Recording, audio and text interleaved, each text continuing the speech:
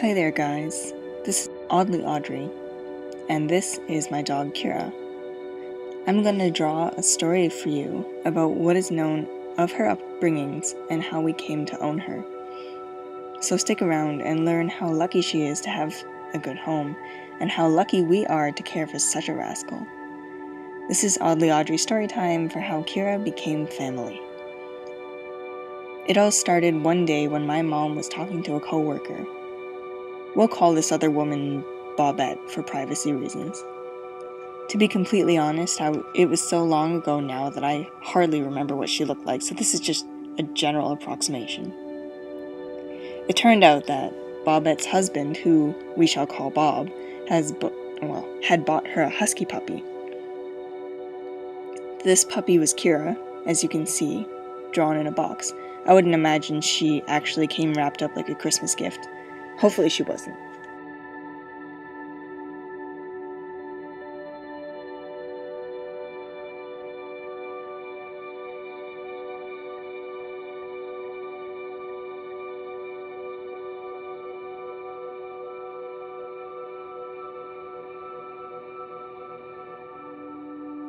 At first, Bobette was very happy to receive such a wonderful gift.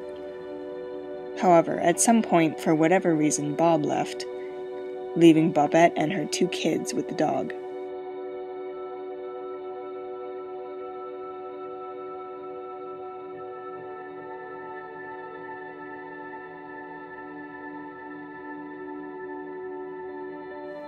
It was at that point that she started to realize that her schedule simply didn't permit time to properly take care of the dog. Especially being a husky, they require a lot of work. She worked 12-hour days, and her kids, at least in my opinion anyway, were lazy schmucks that did not care at all about the dog.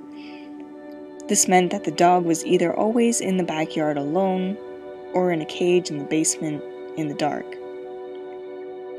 Coming back to the beginning of my story, Babette was pleading with my mom to take her off her hands. She mentioned that if she couldn't find someone to take the dog, then she didn't know what she would have to do. Now, obviously, that does not bode well for the dog if you can read between the lines. So, after some convincing, my parents allowed us to take her for a, quote, trial period, end quote. Although having claimed that the dog was trained, she would pee indoors and simply did not listen to commands.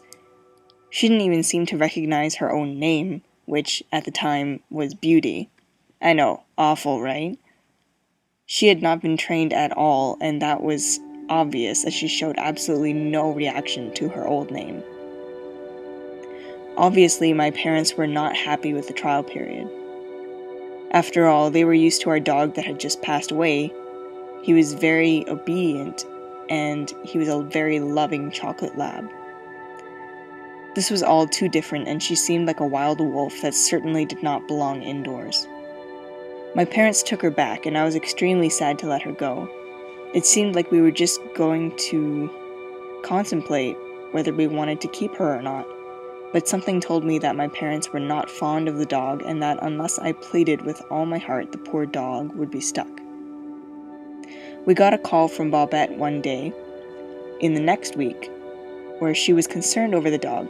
Apparently, Kira was refusing to eat, and she was just sulking around. This was obviously very concerning for us, and I begged my parents to reconsider getting her. So after a week of impatiently waiting, we picked up Kira for the final time. As untrained and wild as she was, I was so happy to have rescued her from the terrible situation she was in. It was at this point that we named her Kira, which means beautiful dark-haired lady in some language I can't remember now. When we came up with the name, we said it out loud, and it seemed to catch her attention. That was when we knew that the name was right for her, and in a way she had kind of chosen it.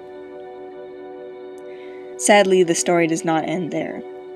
Months after that scene took place, Bob returned to his household and wanted to know where his dog had went. Bobette had told him that she gave the dog to us, and we got an angry call from Bob.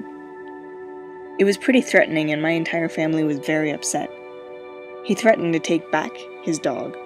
I was very frightened that he would literally take Kira away from us. I remember promising myself that I would protect Kira if he ever came around to take her away. I'm not sure how I would have done anything because we did not have any legal ownership papers even though Bobette gave us Kira for free. In the end, my father managed to negotiate a deal where we all pitched in money in exchange for keeping the dog. It was very clear that Bob did not give a rat's butt about the well-being of Kira. After that, we haven't had any more issues of the sort.